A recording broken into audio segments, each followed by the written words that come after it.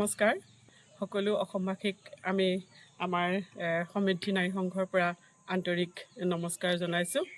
ভাল লাগিলে কালি মোৰ মৰমৰ ভণ্টি আমাৰ মই মৃদু বুলি মাতো, এনেই মধুস্মিতা চিতিয়া। গতিকে তেখেতে মোক মাতি পঠিয়ালে যে বাইদেউ আমি অনুষ্ঠান এভাগ পাতিব বিচাৰিছোঁ, পাতিলে কেনেকুৱা হ'ব। গতিকে আমি সকলোখিনি তিতাবৰ সমৃদ্ধি নাৰী সংঘও আছোঁ আৰু লগতে আমাৰ তিতাবৰৰ কেইবাগৰাকীও মহিলা আছিলে, তেখেতলোক গ'লগৈ সময় হোৱাৰ কাৰণে। গতিকে সকলোখিনি মিলি আমি আলোচনা এটা কৰিলোঁ। আলোচনাটো হৈছে আমি তিতাবৰত এইবাৰ প্ৰথমবাৰৰ কাৰণে জয়মতী দিৱস পাতিবলৈ প্ৰচেষ্টা হাতত লৈছোঁ। গতিকে এই জয়মতী দিৱস ভাগ আমি যিহেতু জয়মতী এটা চৰিত্ৰ, গোটেই অসমবাসীক এটা সবল নেতৃত্ব দিছিলে এটা সময়ত, সেয়া আমাক বুৰঞ্জীয়ে কয়, ইতিহাসে কয়। গতিকে সেই জয়মতী কুঁৱৰী বৰ্তমানৰ আমি সকলোৱে জয়মতী বুলি আমি আখ্যা দিম, যিহেতু আমি একোগৰাকী নাৰী।